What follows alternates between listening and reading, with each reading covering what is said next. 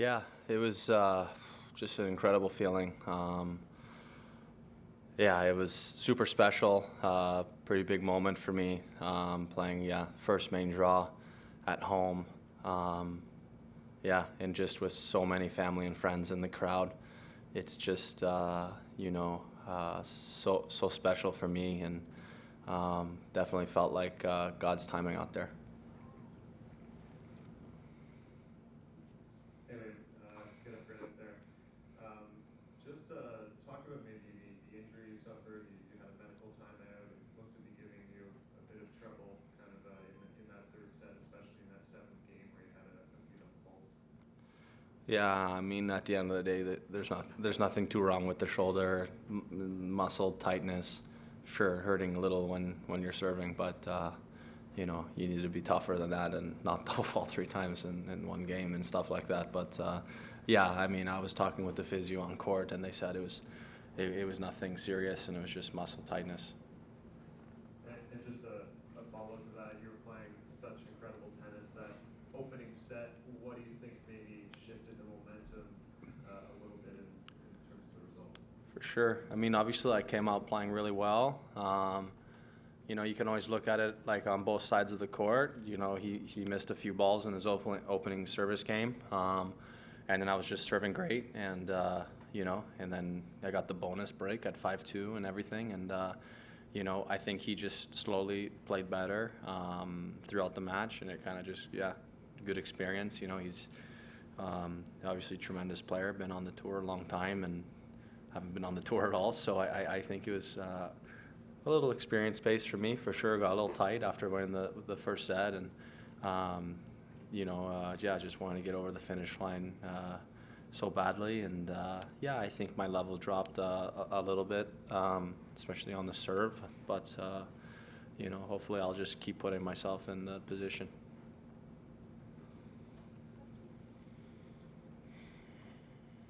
You were talking about your serve there. What specifically do you think is working so well for you in that first, and on your level specifically, did anything change in that second and third? Yeah, I mean, thought I was serving, really good. I mean, no complaints. Was hitting all of them good. First, second, good. And then in the second and third, I just think overall the level slightly dropped. Especially, I would say more so in the second set. I think I was just scraping by in my service games. Started missing some balls, and but I kept holding. But and then it's just those big games, big points. That he played better than me. Just as Ben said, like in the third. Yeah, I mean, I got that break back. So pumped up. Crowd was getting pretty rowdy, and then then you double fault three times in the next game. It's just you can't do that. Yeah, hello. You said you wrote his serve in the first set. It seems like as the game progressed, Pablo played with more confidence and aggressiveness, taking more the initiative in the rallies. Yeah, how did you adjust how did you try to adjust yourself to that to even like keep getting him in trouble even in the third set when he had the opening? Yeah, it's just it's tough. Yeah, for sure. Like also, I'm maybe not necessarily hitting the ball as well off the ground because he's hitting better too. He's hitting, he's not missing, and he's hitting, with good depth and everything. I definitely felt that out there. So yeah, it was tough to counter that, and I just couldn't do it today. But hopefully I'll be in the position to keep playing, on the ATP tour and playing guys like this. So, hopefully I can adjust my level to these guys. Hi, Liam. Tough luck today. You mentioned this is your first ATP main draw, and clearly this is an event that means so much to Canadians, and I think this is probably an event that you came to as a kid as well, watching these top players. I guess, what are some of your earliest memories of coming to this event, and I guess what does it mean to you to be able to have this debut, even though it didn't go the way you wanted it to, in front of your home crowd? Yeah. Early memories. Yeah. I mean, I was just on the grounds, with my friends playing mini tennis. The games they got out there, fastest serve. I remember that one was fun. Yeah, and I just remember just spending all day here, like with my friends, and we're digging and fighting to get every towel, wristband, like you could possibly try to get, and that was so fun. Yeah, I mean, for sure, I was just dreaming as a kid. It sounds kind of cliche. I feel like a lot of players say it, but this was the dream for me. Like going to see all the big players here, and I loved tennis so much when I was young, and yeah, I was like, wow, this would be amazing if I could play, and I feel like I just have such a level of gratitude and just content, level of content that I'm just so grateful to be out there. I'm just a kid from Newmarket. Yeah, I've been blessed with such a good, community where I grew up at the tennis club in Newmarket, where my dad has been the coach for decades. And it's just so special because, like, I don't know what the number is, but I'm playing out there and people are, cheering me on, and like, it's a weird feeling. Like they're screaming and I know who that is. Like I know their voice, and it was just super special because like I feel like I literally know like 75% of the people in the crowd. They're all from Newmarket, like it's amazing, and seeing some of my best friends, Adam and Jack, if they ever see this, when I was breaking back in the third, I was just completely firing it up at them, and like, they're my best friends since so young. Was going to kindergarten with my friend Jack, and just seeing him. We don't get to see each other a lot, and just seeing him in the crowd firing it up with him, it's like, it just doesn't get any better. How do you think your challenger success helped you prepare for this? I don't know if I mean, it's just so different, it's a level jump, and challengers and ATP at the end of the day, like, yeah, I feel like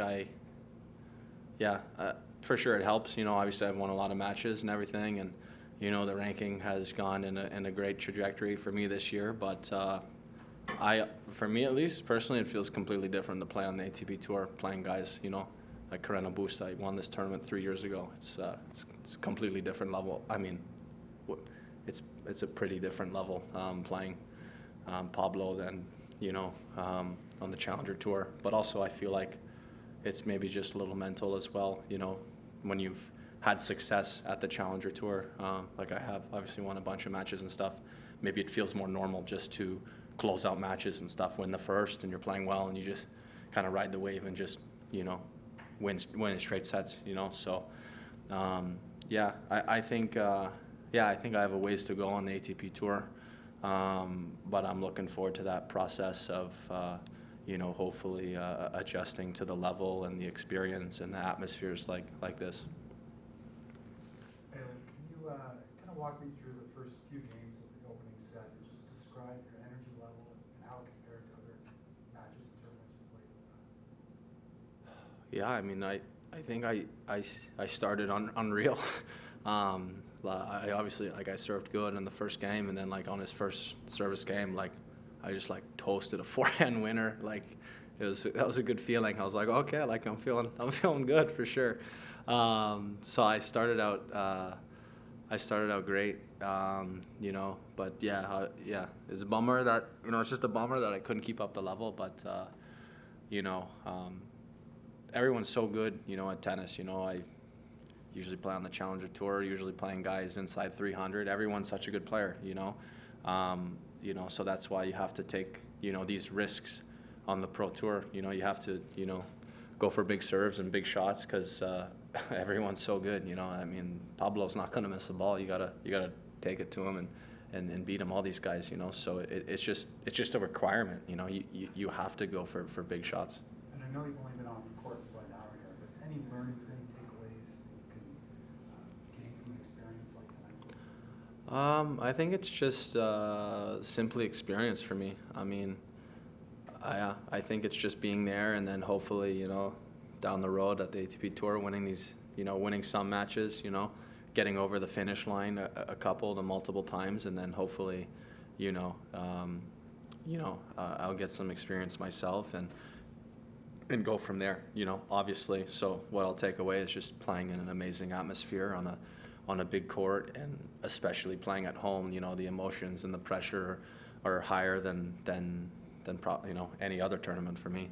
So I'll definitely take just that whole experience and just kind of soak it in and hopefully use it for future big matches. Hey Liam, Pablo obviously, he's won at this title before, he's made US Open semifinals twice. Mentally for yourself, knowing that you can go toe-to-toe with the guys, as accomplished as that, how can you kind of bring that going forward the rest of the season in the future? For sure. Yeah, I mean, it's great, Obviously, I mean, he's been a little injured and he hasn't played in a while, and he's not at his career high anymore. I think you got to be a little realistic. You got to stay real with it. But he's top 100 player still, and he's obviously he's played great on hard court as well. So it's definitely encouraging and inspiring, and I've played some of some tour veterans, and I've had my chances and everything. So I think my level's there. I think it's mostly experience.